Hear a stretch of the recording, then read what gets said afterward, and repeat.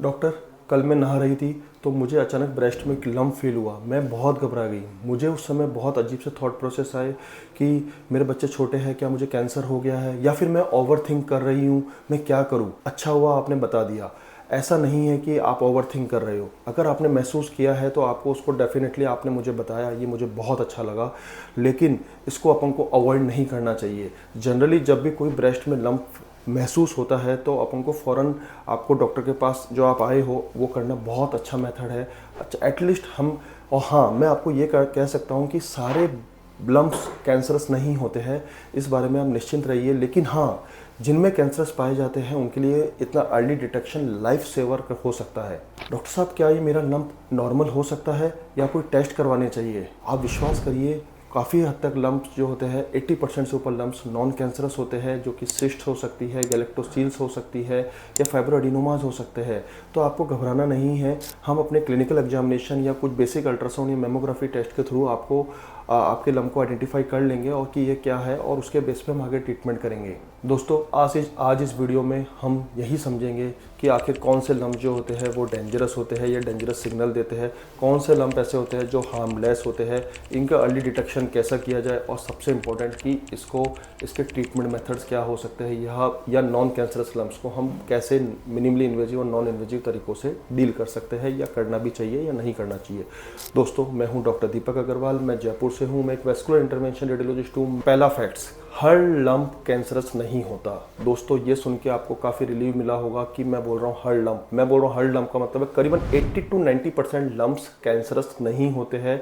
ये benign non cancerous होते हैं, लाइक सिस्ट हो सकता है, गैलेक्टोसील्स हो सकते हैं, इन्फेक्टेड सिस्ट हो सकते हैं, फाइब्रोएडिनोमास हो सकते हैं, फाइब्रोटिक चेंजेस हो सकते हैं, but maximum lumps non cancerous होते हैं। लेकिन इसके कुछ क्लिनिकल सिम्टम्स होते हैं। कैंसरस और non cancerous lumps similar symptoms generally नहीं देते हैं।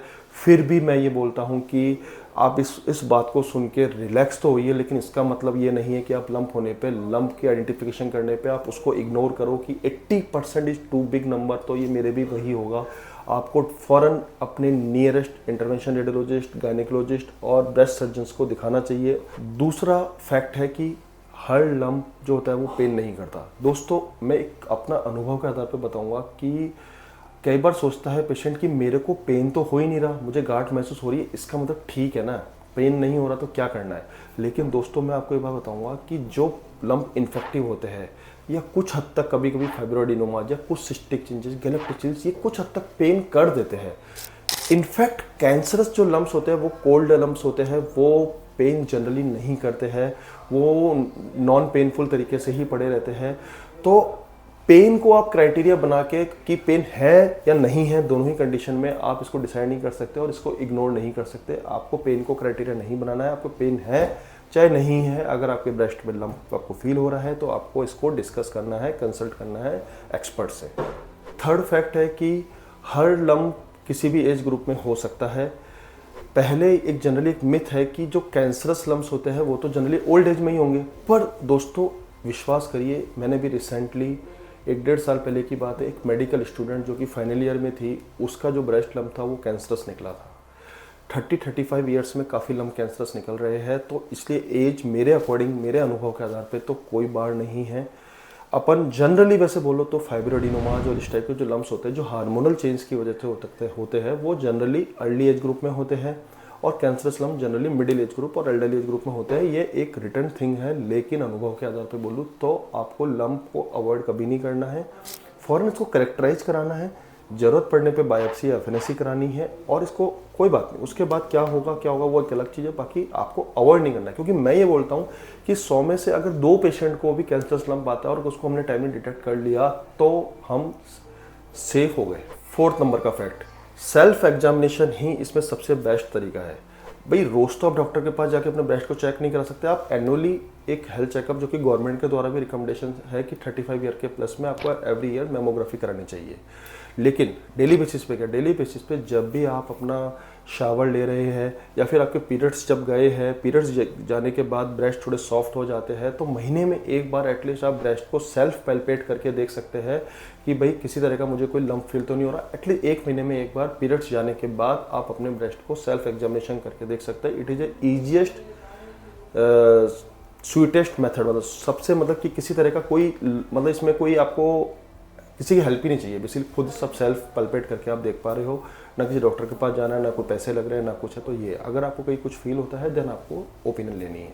पांचवा फैक्ट, हर लम्ब को सर्जरी की ज़रूरत नहीं होती है दोस्तों। अगर कैंसरस लम्स है तो उसके लिए पूरा मेडिकल मैनेजमेंट अलग है, आइदर मेस्टेक्टोमी, मॉडिफाइड मेस्टेक्टोमी, या बहुत सारे कीमो रेडियो जो भी है वो एक अलग पूरा चैप्टर है।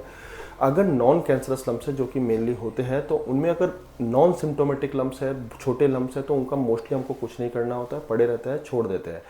अगर वो सिम्टोमेटिक लम्स है या कुछ बड़े लम्स है तो उसमें क्या क्या ट्रीटमेंट ऑप्शंस अवेलेबल है। पहला तो जो स्टैंडर्ड सर्जिकल ऑप्शंस की चीरा लगाओ और निकालो, वो ऑप्शन है जो कि जनरली यंग फीमेल्स ऑप्ट नहीं करती है।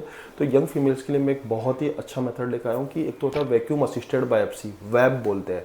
इसमें क्या करते हैं, एक वही सुई के थ्रू हम जाते हैं, वो अल्टीमेटली वो पूरे ब्रेस्ट के उस लम्ब को पूरे को ही खींच के चूरा चूरा कर करके उसको खींच के एस्पिरेट कर लेता है। तो वो आपका एक तरह से सो कॉल्ड बायोप्सी कम मतलब ट्रीटमेंट हो गया, तो उसमें पूरा लंप निकाल जाता है।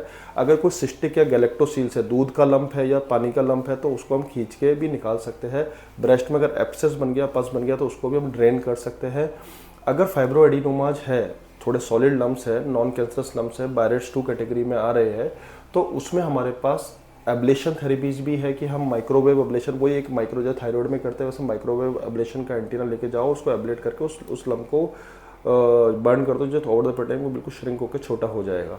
तो इस तरह के काफ़ी हमारे पास minimally invasive, non invasive treatments options है दोस्तों। अगर आपको ब्रेस्ट लम्ब के बारे में और ज़्यादा जानना है, या फिर आपको कुछ पेशेंट्स की कहानी जाननी है कि भाई उन्होंने कैसे ठीक कराया, या फिर कुछ पेशेंट्स या फिर इनके नॉन इन्वेजिव ट्रीटमेंट्स के बारे में जानना है कि फाइब्रोएडिनोमास को कैसे बर्न किया जाता है, कैसे मैनेज किया जाता है, तो उसके लिए हमने कुछ डिटेल में वीडियो बनाए हैं। आप उसको उन वीडियो को इस लिंक पे जाके डेफिनेटली देख सकते हैं, आपको बहुत मदद मिलेगी। दोस्तों मैं तो यही बोलूँगा कि बहुत अच्छे से ट्रीटमेंट ऑप्शंस अवेलेबल है, पर ये भी बोलूँगा कि आपको लगता है कि आप किसी के पास जाएंगे तो कोई आपको डायरेक्ट सर्जरी बता देगा, मोस्टली ऐसा नहीं होता है। डॉक्टर्स भी बड़े सेंसिटिव होते हैं, आपको हमेशा सर्जरी नहीं बोलेंगे, जरूरत नहीं है तो मना कर देते हैं। तो आप अलर्ट रहिए, सतर्क रहिए, मिलिए। जय हिंद, धन्यवाद।